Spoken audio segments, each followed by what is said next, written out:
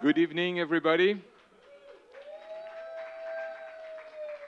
Welcome to the Wonder House. My name is AP Durand. I'm the Dorrance Dean of the College of Humanities at the University of Arizona. It's my pleasure to be here to welcome you for a great session. Before I introduce our wonderful speaker, I just wanted to tell you that we are so happy to be here as the College of Humanities.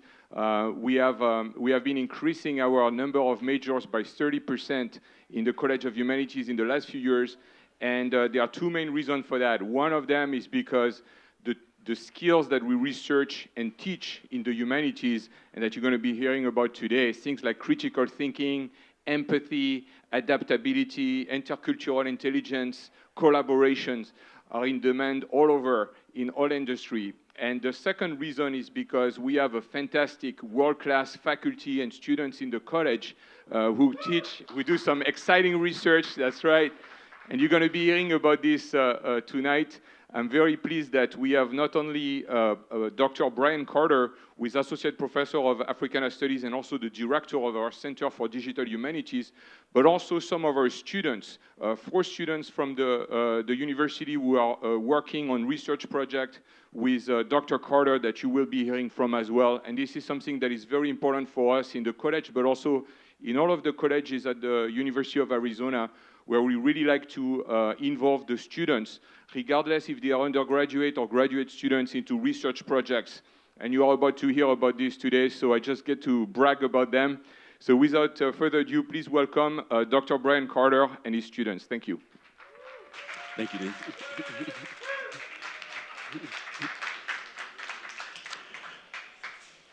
Good evening, everyone. First of all, thank you very, very much for being here. You had a lot of choices as to all the places you could have been here, as you've heard before, and you chose to come here, so we really do appreciate it.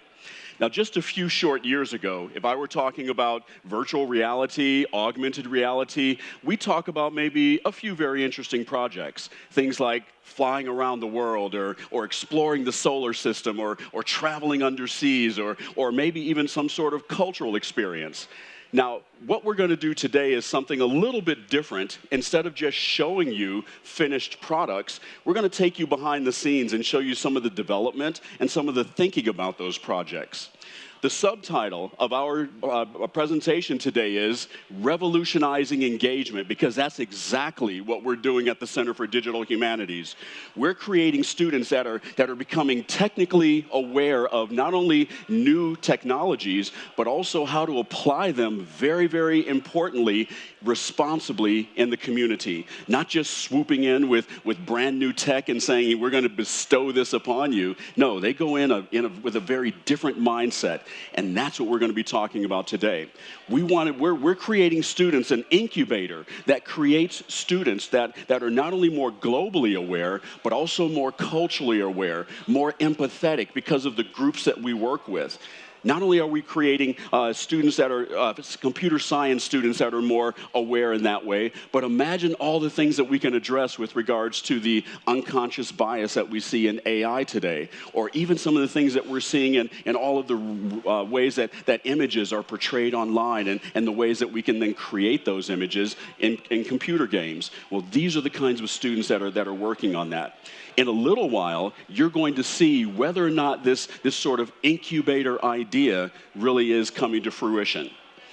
All of this happens in a place called the Center for Digital Humanities, in a place that we affectionately call the X Lab.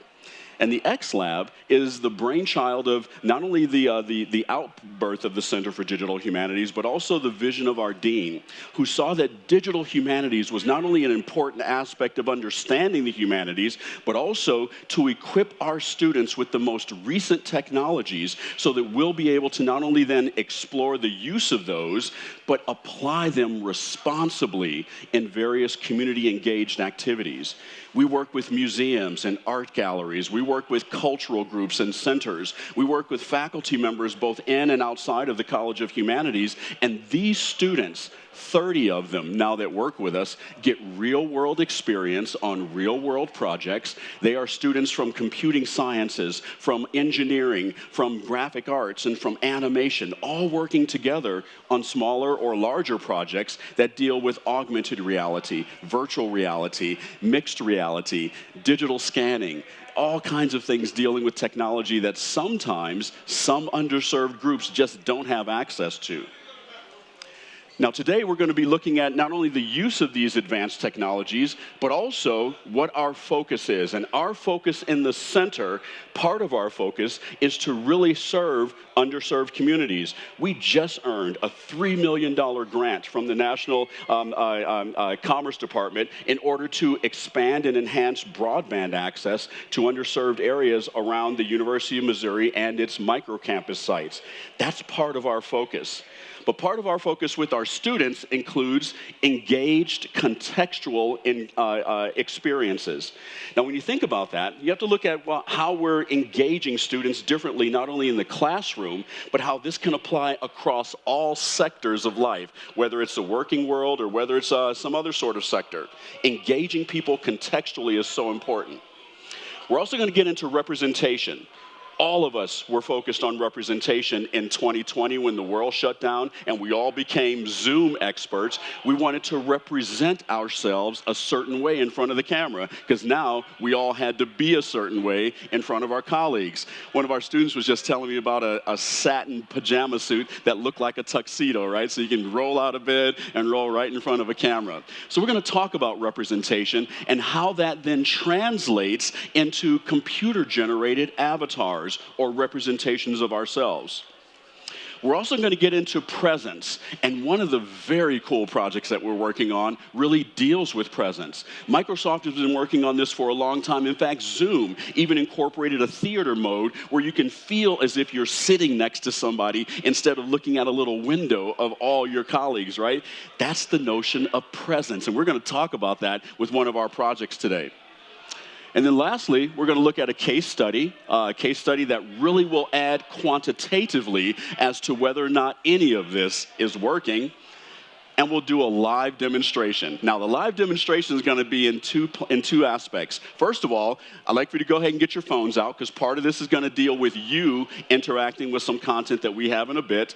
And then the second one is a live demonstration that we're going to do from Tucson, Arizona. Everybody always tells me not to do live demonstrations during presentations. Well, we're going to do two of them. So we'll see how that all works out. All right, so all of this takes place in the very beginning. And back in 1996, 97, I started playing around with virtual reality. And virtual reality was just coming onto college campuses back then. And it was born through the Virtual Harlem project.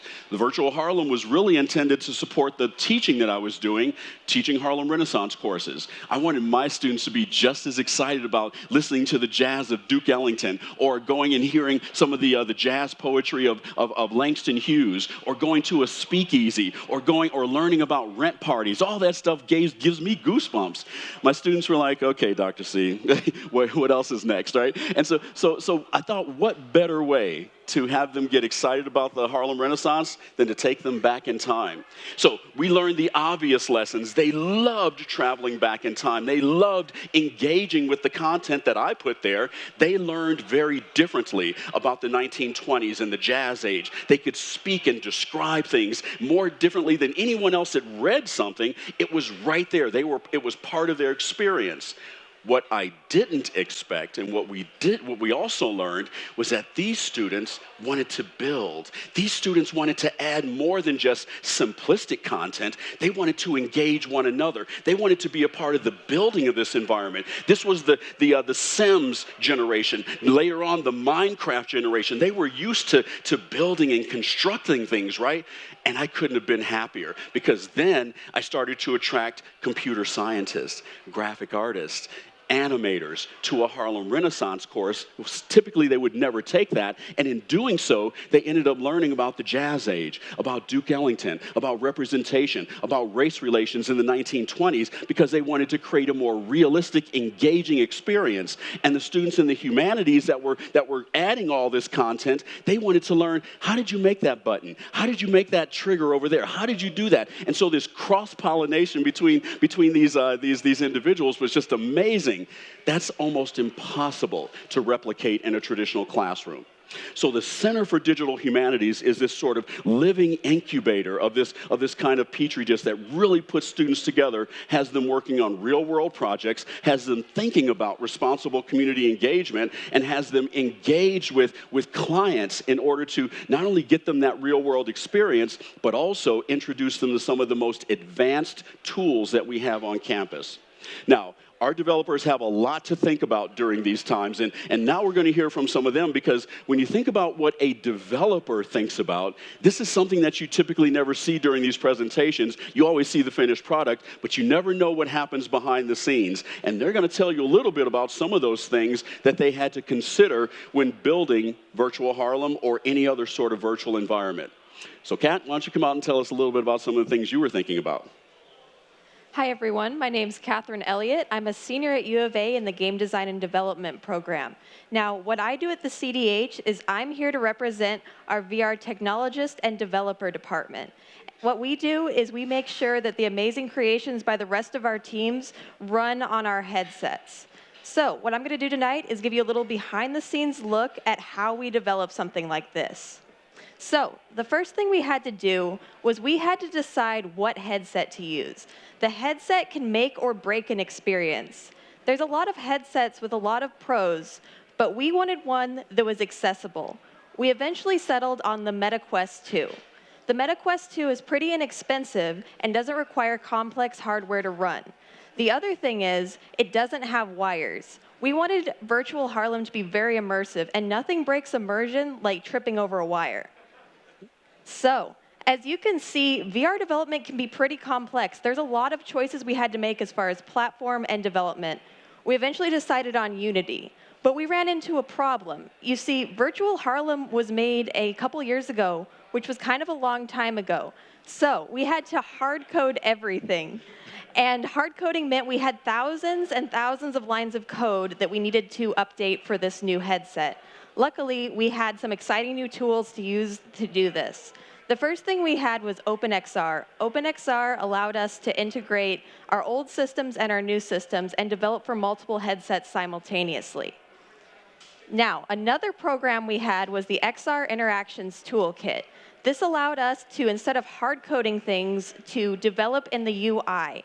Now, this was really important because as a VR developer, you sometimes run into an issue of, I don't know how to do this because the technology doesn't really exist yet. So we at the Center for Digital Humanities wanted it to be accessible to new developers and people who might not have a lot of experience programming before. So by using the UI, we can train developers instead of in years, in a couple of months or a couple of weeks. So one thing, an example of this is the XR plugin system. See, one click, instead of hundreds of lines of code, we're already working on a different headset. Another example of this is the XR Interactions Toolkit. The XR Interactions Toolkit allows us to change basic fundamentals within the UI. For example, right now, Virtual Harlem uses something called smooth movement. For the gamers in the audience, it's basically a first-person camera. You control it using the toggle sticks on your controller. Now, this is really nice for a 2D experience, but sometimes you can run into some issues. Your eyes say you're moving, your brain says you're moving, but your body says you're not moving, which can be kind of disorienting. And for some people who may have issues with dizziness, it's just not accessible. So what we're doing is we're adding in a teleportation system. You simply point to a location, click, and then you're there. So a couple years ago, this would require hundreds of lines of code to do, but thanks to this, we can do it in just a couple minutes. It's tools like this that we use at the Center for Digital Humanities that makes our development team so special. Because we're at the forefront of technology, it's easier for us to adapt to new environments and new headsets. So allowing us to support these other teams, such as our 3D modeling team and capture team, makes it so we can make extremely immersive experiences very quickly.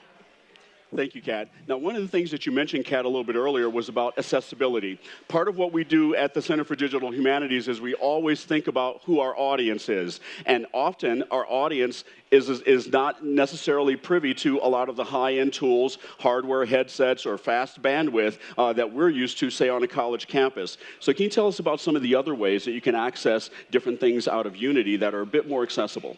Of course. So one thing we have is the XR toolkit, which allows us to develop for multiple headsets. But Unity's nice because we can just develop for multiple systems.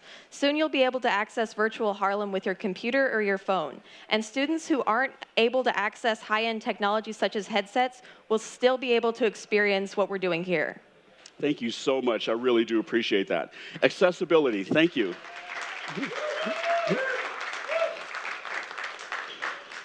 Accessibility and representation, very, very high on our priority list. When you think about representation within these virtual spaces, these are where we are, of course, present ourselves to the public. We want to look a certain way. We want to present ourselves in a certain way, whether it be the way that we're, with the clothes that we're wearing, the hair, or even our ethnicity. Now, often we don't think about those things when you're in a video game. Is this me or is it something else? But here at the Center for Digital Humanities, we have to, because of the audiences that we're working with and because of the content that we're working with. So, Nettie, can you come out and talk to us a little bit about what we're doing with representation? Yes. Hello, my name is Nettie Gastelum. I'm a senior illustration, design, and animation major at the University of Arizona. At the Center for Digital Humanities, I work with creating 3D assets, animation, and avatars. So, with working in digital humanities, one of the most important and crucial aspects of it is making sure that people feel represented. And representation is just such an important thing when we're talking about presenting ourselves online or playing games. It creates diverse experiences within these games and different media. And so one thing that we really looked at was different avatar creation systems. So we looked at Ready Player Me, and we liked it because it offered lots of customization options as far as color palettes and facial features, hair, stuff like that. So this is something that we used in previous projects, but for Virtual Harlem, we were looking for something a little bit more realistic. Another option that we had was Make Human, which is an open source technology. And we liked it because it also offered a lot of body customization and a full body rig so that we could animate it within the space. Unfortunately, it was still a little too low poly, low resolution. So we also looked at MetaHuman, which is by Epic Games. And we really liked this one because it offered high resolution, the full body rig, facial rig, which made it really nice to animate within the space, and this is what we're using now for our projects. Another important thing that we look into is assets in the environment. Because we want to make Virtual Harlem really immersive for our players and different people that not only are gamers, but just anybody. So one of the assets that we added is this market for fruit and vegetables because we were trying to think of what's something that was in the 1920s that we can add to the streets so it doesn't look empty and can make the player feel like they're actually in the space. Something else that we added was a magazine stand. In the 1920s, magazines were popular, really big. Newspapers as well. This is how people got their information and their entertainment. So now here is where you can bring out your phones and you can scan these QR codes that show some of the assets that we have in Virtual Harlem. I'll leave this up for a few seconds. Maybe you can talk about some of the tools that you use to build some of these assets. So what tools do you use to build assets like buildings or streets or anything like that? Yeah, so for me, when it comes to something organic like avatars, sometimes I'll do some extra tweaking in ZBrush. But when it comes to building and architecture, we use Maya because it's great for hard surface modeling, and I can make a building pretty quickly, and it allows for detail for scaling so that it stays accurate to the time period, but it doesn't take up too much memory space in the game. So I talked about making it really immersive, but also having it represent the time period. All that we do at the Center for Digital Humanities is not only making things immersive, but part of that is making sure that things stay true to the time period and the culture of whatever project that we're working on, and making sure that it's realistic. Thank you. Realism. Thank you so much, Nettie. Now, when you think about realism, thank you. When you think about realism and detail are not only so important to us with regards to representation, but also with regards to the ways that the developers are able to represent buildings and places and all kinds of things. But you saw the MetaHuman project. That was probably one of the closest that we've seen to a real human representation.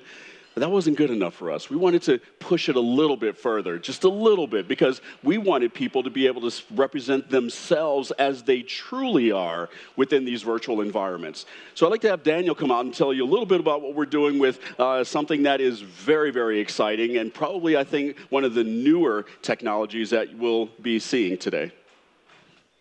Hello, everyone. I am Daniel Shevelev, and I'm a senior at the U of A, majoring in computer science and data science. I've been working as a student developer at Center of Digital Humanities for about 1.5 years now. And I'm here to tell about the wonders of volumetric capture.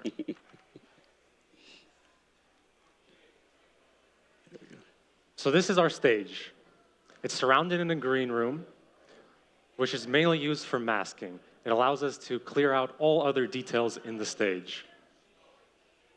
In the stage, we have 16 cameras.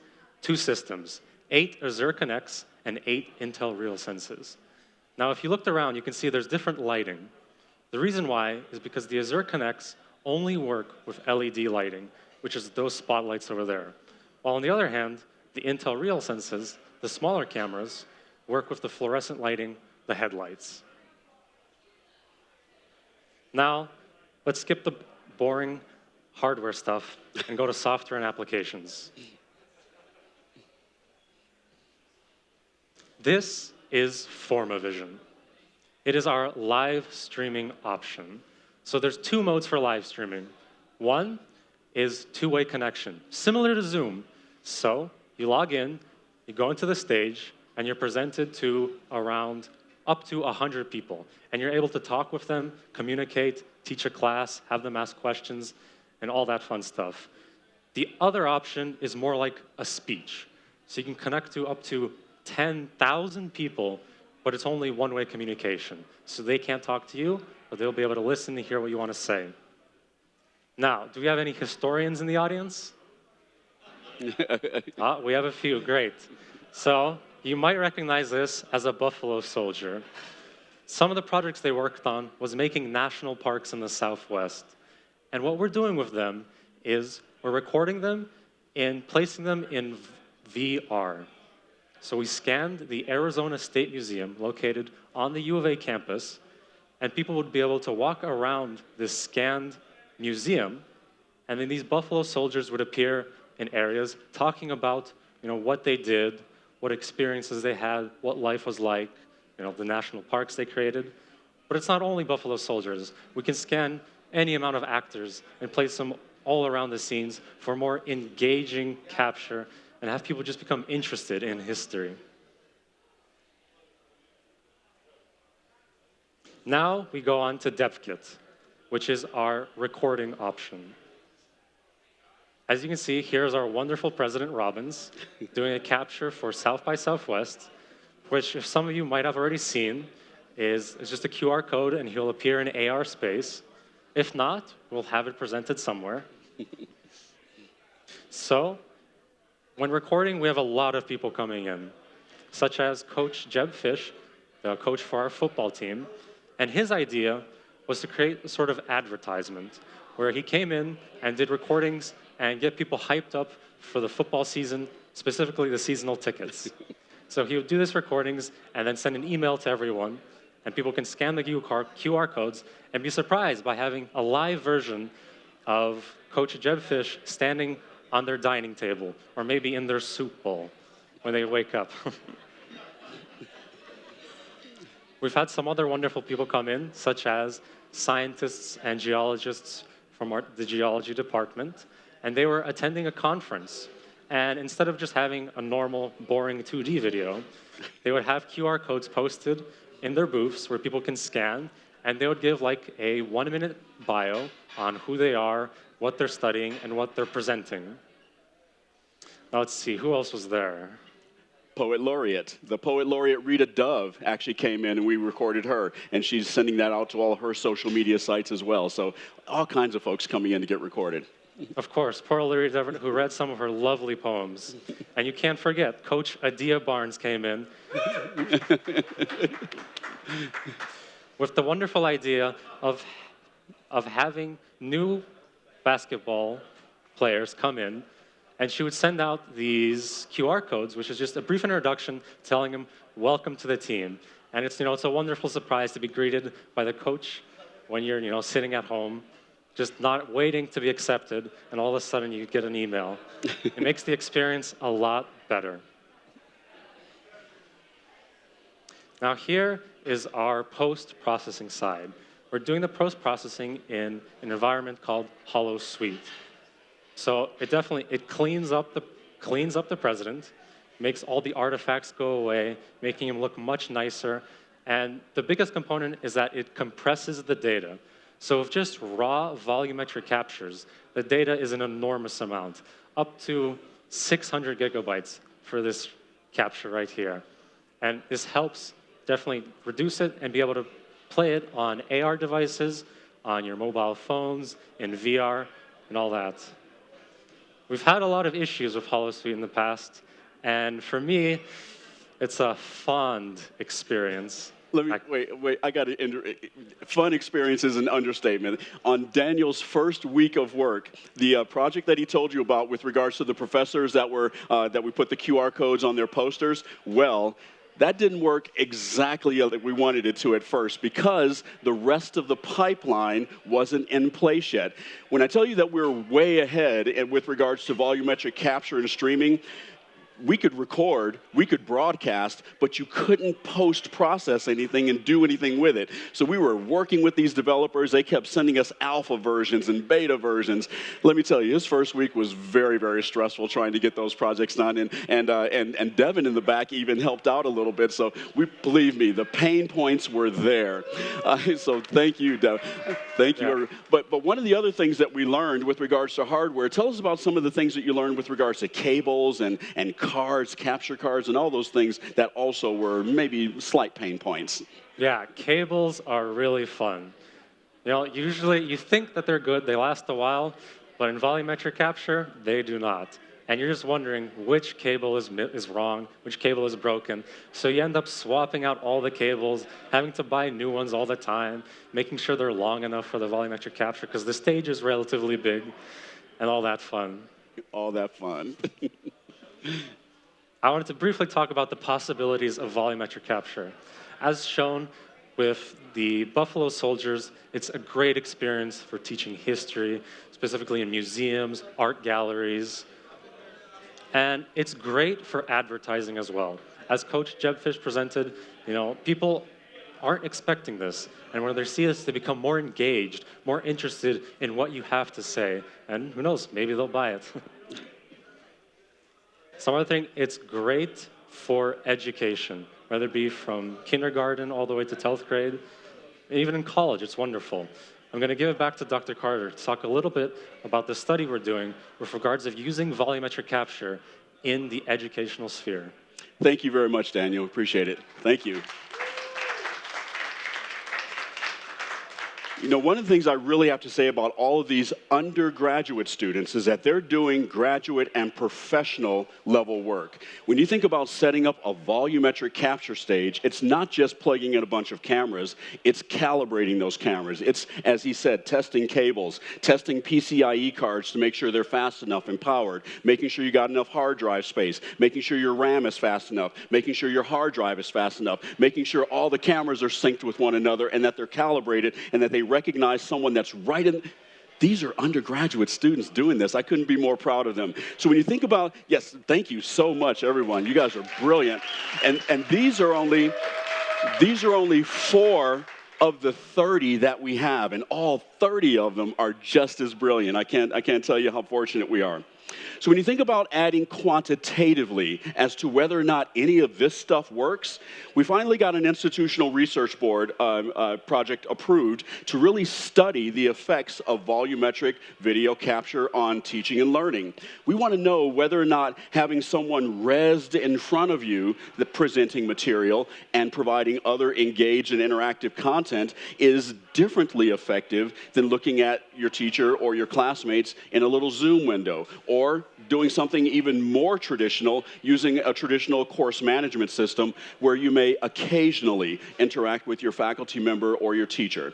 So when you think about the ways that we're pushing these limits, students will scan a QR code at the beginning of class. They will then see me or their professor resed in front of them. They will then be presented with various types of engaged interactivity, like presentations, 3D objects, or even taking them to distant worlds that, given enough room in their physical space, they can walk around that space because it's been volumetrically or 3D scanned. So these are the limits that we're pushing. So we're going to have Daniel come over, and we're going to try something that will, once again, push those limits, and we're going to do a live demonstration. We've got one of the CEO of Formavision that's on with us right now. If we can switch this over. We got the CEO of Formavision that's on with us right now, and we're going to actually let you see what a volumetric capture looks like. So Adam, thank you very much for being here. If you can tell us a little bit about what Forma is, what you're doing, and maybe anything else that you'd like to share with us, please. Yeah, thank you so much. So first of all, it's great to be here. I really appreciate the opportunity to join, even though I'm all the way in Seattle right now at our facility here. I'm being captured by our studio setup. So we've got a small number of cameras in a 360-degree configuration, capturing me, constructing my 3D representation, and streaming it all the way to you, all in real time, so that we can have this interactive conversation. And this accessibility and democratizing the technology to get it into the hands of people who are responsibly creating the future of media, that's our entire mission here at Formavision. Now, in fact, I've got a rough, think of it like a phone booth of cameras, but we also have lighter weight SKUs, 2 cameras, and coming soon a single camera solution that will again open up this technology, make it accessible to creators and again people like the wonderful people that are presenting to you right now, who are building responsible media for the future of communication. Thank you very much, Adam. One of the reasons why we wanted to work with Forma was simply because of this mission. Volumetric capture is not inexpensive. Believe me, we've learned the hard way how expensive it can be. And when we met Adam in Formavision, and he let us know that, yes, it might be expensive now, but part of our mission is to democratize that and put you in power. Adam, if you can tell us a little bit more about why you're doing that when you could be making millions of dollars. What's your motivation here? Yeah, great question. Look, you know, we've all been part of this really fascinating transition due to the pandemic, moving towards hybrid work, where people are kind of living partly in their physical reality, partly in their digital reality. And one of the things that we've learned is there's this disengagement through Zoom and Teams meeting. Like, think about your most recent group call on a Zoom or Teams session. You know, you've got 10 tiny little faces, little heads in a box that you're trying to talk to. Think about the most basic part of human communication, which is nonverbal communication, which is knowing who's looking at who. There is no way to do that on a group Zoom call. And just think about how fundamentally limiting that is. So what we're doing is we're building a natural communication system that will pull people together, that will increase engagement, and bring back all of your nonverbal communication tools so that when you're in a group setting, you know who's looking at who and who's paying attention, and you know, you can turn to people and address their questions and really have an engaging, meaningful conversation. And there are lots of benefits that stem from that. People remember the calls better. You're able to identify emotions in people better. This is really deeply connecting people at a human level. And this, again, is why we're so excited to work with Bryan on the humanities and on... Oh, all right. Adam, it looks like we lost you. We're going to go ahead and have Miles pop in. I'm not sure if our room froze or not, but we'll check it out. And Miles is at our studio in Tucson, Arizona, in the X Lab. If you can check and see if he's there. We're connecting now. So when you think about what Adam is doing, he's in a professional studio. They've calibrated professionally and everything. Miles is back at the University of Arizona. We have our studio, which you saw. They're calibrating now and hopefully getting back on. And if the room comes back up, we'll be able to hear from Miles, who is a film and television major, undergraduate film and television major. And when you think about what we're doing with this, yes, when you think about scanning a QR code and seeing someone right in front of you, that's one aspect, or maybe on your iPad, even on your computer, you can go to a URL and see the exact same thing. Not, of course, in your real space like augmented reality, but at least you'll be able to see a volumetric version of someone, a 3D version of someone. Now, given the bandwidth, we'd be able to bring 2 or 3 or 4 people in the room. And part of the exciting aspect of this is the advent of wearables. Now, you see the Magic Leap 2 that Daniel is currently wearing. That's probably one of the most advanced AR headsets that's out there right now, competing with the HoloLens 2 at the moment. But this one, I mean, the form factor is a little bit different. It's very, very bright. You can hear very well. And, of course, you can connect it to live volumetric video casts. Not that we'll get students renting these right away because they're a little bit on the pricey side at the moment, but at some point we will be able to work with definitely some amazing wearable devices so that we'll be able to see what this looks like with regards to taking people out of putting things in front of their face like this and simply scanning a QR code and seeing your professor, walking around a space and exploring sculpture or artwork without having to have a device in front of you. That's where the future is going, and that's where we're thinking this whole thing about the metaverse is really going. It may not necessarily be something that's fully immersive, as the Meta company is really sort of pushing. It's going to be something that may be a combination of that to include augmenting your real world with real content, whether it be historic characters, whether it be 3D objects that now we can, of course, scan with our phone, or whether it be volumetrically scanned live versions of your professor or any other individual that you're talking with at a distance or collaborating with at any point in time. So when you think about these possibilities, in addition to being able to study them quantitatively with the classroom possibility that we're doing, we're starting that study this spring and continuing it all into the fall. We are also looking at what we're doing as far as the possibilities in this incubator called the Center for Digital Humanities. I think we've demonstrated, at least in a very small way, some of the impact that these technologies have had on all of these students with regards to their majors, whether they be animators or 3D modelers or computer scientists. This has an impact. When these students meet with community members and they hear their stories, it makes them think differently about their design. It makes them think differently about their animations. It makes them become more responsible coders, AI designers, 3D modelers. That's the kind of student I want in my class, and I would imagine that would be the kind of worker that you, or colleague, that you would eventually want to work with. Do we have Miles with us now? We do. We do, okay. Can we bring the screen back up? And so Miles is one of our colleagues. Oh, we have Miles and Adam here. Look at that. Miles, why don't you tell us who you are and a little bit about what this technology is doing with you and with your major. Hello, I'm Miles Gordon. Oh, well, thank you, Doc. I'm Miles Gordon. I'm a film and television student here at the University of Arizona, and I'm also a senior working here at the Center for Digital Humanities as a videographer and stage operator for volumetric capture. So we've been working on this guy for a while, and it's been a pleasure working with Doc and Chevy on this project, especially being able to do things like this and see all of you. Miles, I know that you're film, television, and media and working with traditional media. What do you think about working with this form of media and how that has maybe supplemented your education in any way? Great question, Doc. Well, as a film and television major, my main job is to watch movies.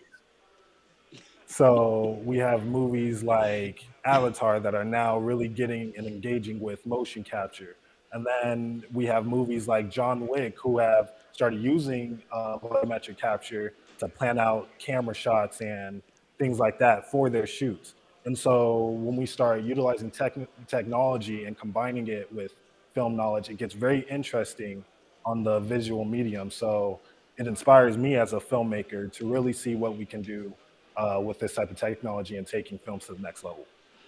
So Miles was among the very beginning. He was among the students that programmed and that calibrated these cameras initially, working very closely with Adam's team, who were very, very patient with us with regards to various cables that either worked or didn't work or anything like that. And so before we let either of them go, is there maybe one or perhaps two questions from the audience to either of them before we go? Yes? What do they see? They don't see anything. They're in a blank room right now. If they were wearing Magic Leap glasses, they would be able to see representations of those glasses floating in front of them. That's cool. Because intuitively, they look like they're addressing each other. That's cool. That's very cool. Other questions?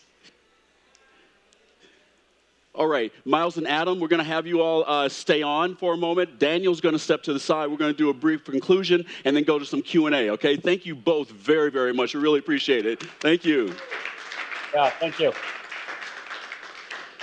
So everyone, we're beyond imagining what's a part of the future. We're beyond thinking about what's coming next year or in 2 years when X, Y, or Z happens. We're living the future, and we're creating a new kind of student that's not only tech savvy, but also empathetic, globally aware, culturally aware, and thinking about those things with regards to every aspect of their major. That's the kind of student that we're creating at the Center for Digital Humanities. And ladies and gentlemen, that's Digital Humanities. If you have any questions, please contact us. Scan the QR code. We answer all emails. Thank you very, very much. Thank you, students. Y'all were fantastic. So we do have the headset over here if maybe one or two people want to go over and try while we're doing Q&A. If you do have any quick questions or for myself or any of the students, please, let's hear them. We'd be more than happy to engage you a little bit. Any questions? Yes, in the back. I want to hear from the students what their first VR, AR, or XR experiences were. So my first experience with XR was actually at a college lab, and I got the opportunity to play Echo VR. And for those of you who don't know, it's kind of like Tron. You fly around, you play a little game of Frisbee, but in zero gravity. And I met another student who didn't speak English. And at first we were a little sad because we couldn't communicate, but we realized we could actually communicate with hand gestures. So we ended up becoming sort of friends that way and being able to play a game. And that really felt like the future for me because you can't really do that in traditional games, but with hand gestures, we can really make connections. And that's what really inspired me to get into VR. And before we get too far, I did want to make sure that we acknowledge one of our other developers that didn't speak today, but Eric was instrumental in helping with the Virtual Harlem project and everything that we do at the center. Eric? So, your first VR experience? So my first AR experience was in a 3D modeling class. The assignment was to make an alien plant. So I made one that opened its mouth and came at you and stuff.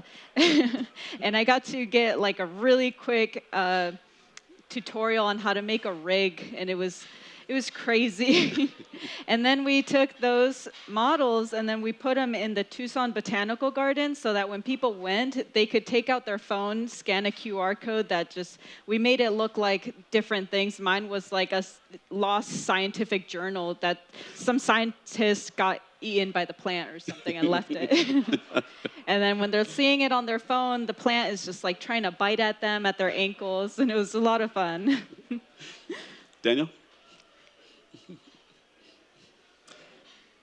Yeah, so we briefly covered my first VR experience, the fond memories of that, of me, staying up in the lab till 10 p.m. each day, trying to get the volumetric captures working. And, at the time I was thinking to myself, like, what have I gotten myself into? I was looking around like, is this really worth it? But, I'm glad I stuck around. It's a lot of fun being here, developing such cool technologies, being able to work with wonderful coworkers. And of course, thank you, Doc, for everything. Thanks. Other questions? Yes. Hello, I'm a high school engineering teacher, and I was wondering if you've ever used merge cubes, and I've used something called co-spaces to put those in. So that's my question. I've seen merge cubes before. I can answer that one. That's one of those augmented reality things where you move the cube around. Those are fantastic. Yes, there are so many AR application and platforms out there now that you really have a plethora of choices. So merge cubes is a very good one. You might want to check out Eighth Wall, Zapper, My AR, or AR Way, and those are all very, very good ones. Okay. Other questions? Yes.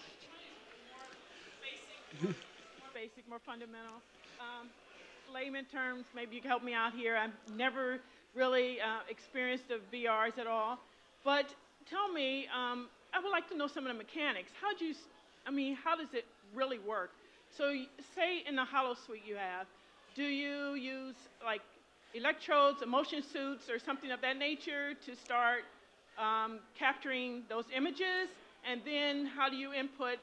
Well, yeah, I guess you get them to talk, so you have to have that connected as well. But just talk a little bit about that. That's a really good question. Daniel, why don't you come on out and tell them the actual setup and what that looks like with regards to our volumetric capture stage. All right, yeah, so this is more hardware stuff, fun. So basically, we have our 8 camera setups. And these cameras, what they're specific for is for depth sensing capturing. So they're able to tell how far apart the space is when they're capturing a single frame. And with this depth sensing camera, they're able to create points in place when you calibrate 2 cameras together. So we always have a calibration marker, which is either just a single rectangle with a pattern on it, kind of like a QR code, or we have an actual box. Like that's kind of just a box with these QR codes all around it. And so these cameras take these pictures of the calibration marker, and they're able to register points in space. And so that's how they're able to capture the 3D space around it. And then anything or anyone can step inside the volumetric capture to be seen. Yeah, so the 8 images, and they're kind of like stitched together. So they're essentially like a bunch of photographs stitched together, yeah. Which is why it looks a lot different than just making an avatar, as you saw in MetaHuman or whatever other platform we used.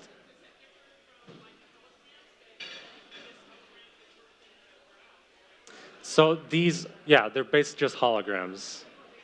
Yeah. 3D holograms. So 3D holograms are different than one camera holograms. We are working also with one camera holograms. There are a bunch of applications that you can use your iPhone. It'll film you, and then it'll take out all the stuff behind you and just put your image there in virtual space. And that's a hologram. What we're doing is volumetric capture, which is volume or creating a 3D version. And then we can broadcast that over the web, over the internet, or we can save that and play it inside of a video game, either recorded or live. Yes? Same question about, there's one, hey, hi. I had a question about some of the obstacles that are ahead. So when it comes to like the live, we saw him talking in real time and stuff. Are we having difficulty with that because like it's just a lot of data to push and like the rates are really low, or is it software or hardware that's limiting that? Like, I'm sure it's all the above, but what do you think is the most accessible challenge to overcome in the next 10 years or so? Oh gosh, it's going to be faster than that.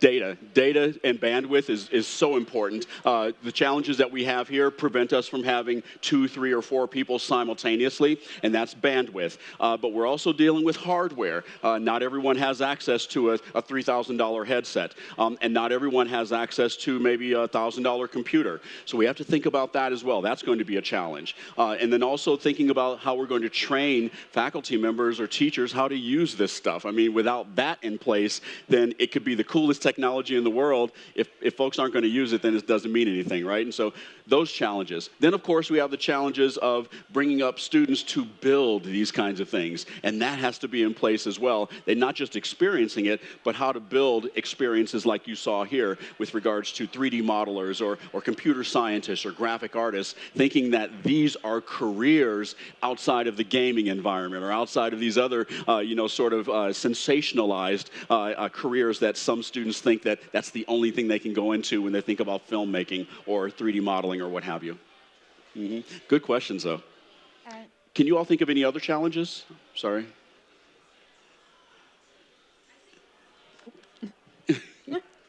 I think one challenge, as Dr. Carter said, is definitely training people in the software. Another challenge is just a lot of students, like myself, don't actually have access at home to some computers or headsets that we run on these devices. So that's why the lab is really helpful, because it gives students like me and other students who wouldn't otherwise have access to this technology the chance to use it. But I think as it becomes more commonplace, we'll definitely run into less challenges on that front. Yeah. Yes? Yeah, so the question was, how does this make it a more empathetic experience? Well, on a number of fronts. We can create empathetic experiences by having someone step into the shoes of others. Sometimes, because what we've learned is that sometimes stepping into the shoes of others might re-traumatize someone that's already been through that crazy experience, and now they're re-traumatized. They don't know how to deal with it now that they're dealing with it in virtual reality. Case in point, one of the projects that we're working on now is called the Extended Reality, the Anti-Racism Extended Reality Studio. And the purpose of that is for people to experience either first person or third person things like microaggressions or macroaggressions, and how you would deal with that by watching that happen to someone else, or by being a part of, say, a hiring committee, or by being a part of some sort of meeting and you hear someone say something that's inappropriate and you're experiencing that firsthand. So that teaches us, without having to do the real thing, how to deal with those kinds of difficult situations. Yep. Sensitivity training or DEI or anything else that might be a difficult sort of conversation that you might want to exemplify through experiential learning, as opposed to someone reading and just talking about it. Does that make sense? How's it? Because in film, it's a passive experience. You're watching it. In VR, you can engage with it. So you can walk up to someone, you can talk to someone, you can experience maybe what. Case in point, one of the exercises. How many of you remember an old environment called Second Life? A long, long time ago. You remember Second Life? Okay. In Second Life, you could create an identity that could be anything or anyone you wanted, right? You could also wear badges that could dictate who you were nationalistically or racially or what have you. One of my students came up with an exercise that said, okay, what if we were to, using the Cotton Club, have people experience what the Cotton Club was really like during the 1920s. And for those of you that don't know, the Cotton Club was in the middle of Harlem, but it only catered to a white audience.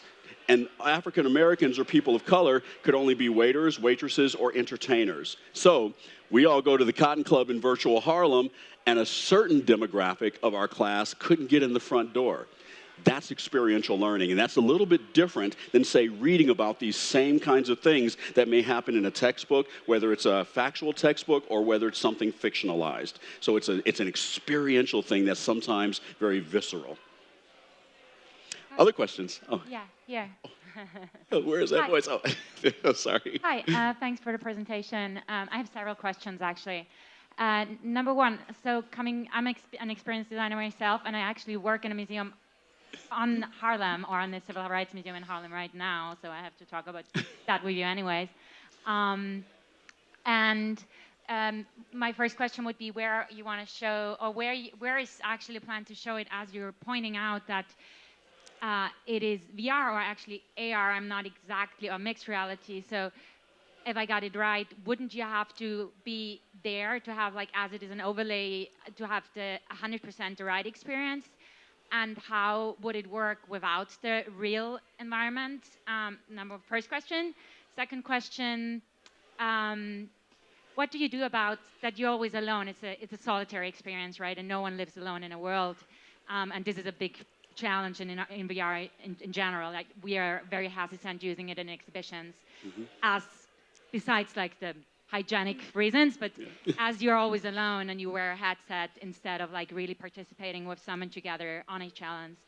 And number three, I really missed a little bit, I'm sorry, but what exactly your background is, just because it's so interesting, like the combination of things. So I'm curious about that too. Okay. We'll start with number three, because that's the fastest and the easiest. My background is African-American literature. I was a high school teacher for a while, military before that, and I get into digital humanities back in the late 1990s, and digital humanities is where we use higher levels of technology in our classes, our teaching, and our research, and we encourage our students to use higher levels to express their understanding of whatever that content happens to be. The second question is, you asked about the difference between AR, VR, or what have you.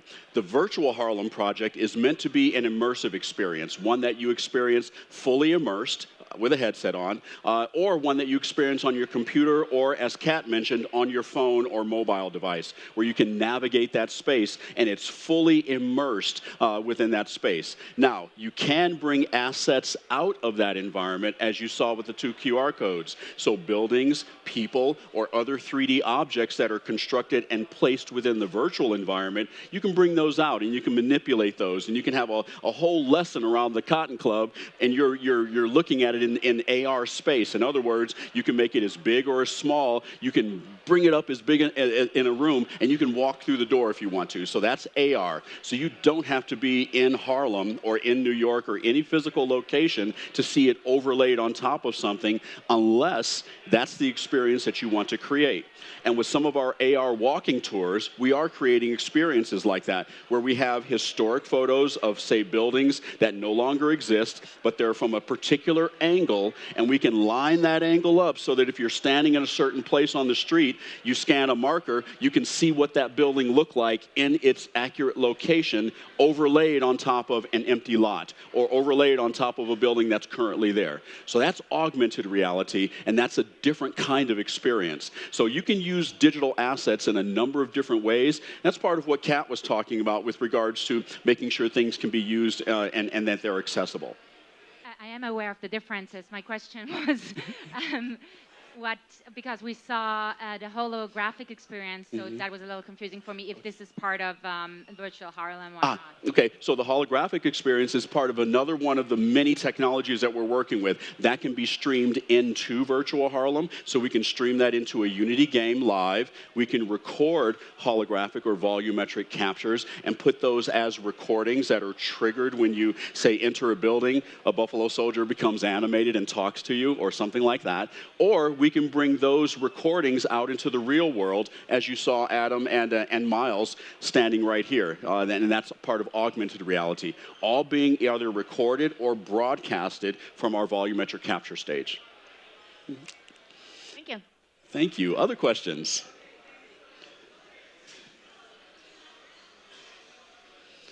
All right, well, ladies and gentlemen, thank you so very much. We'll be hanging around here. We really appreciate your time. This was so much fun. Students, y'all were fantastic. Thank you.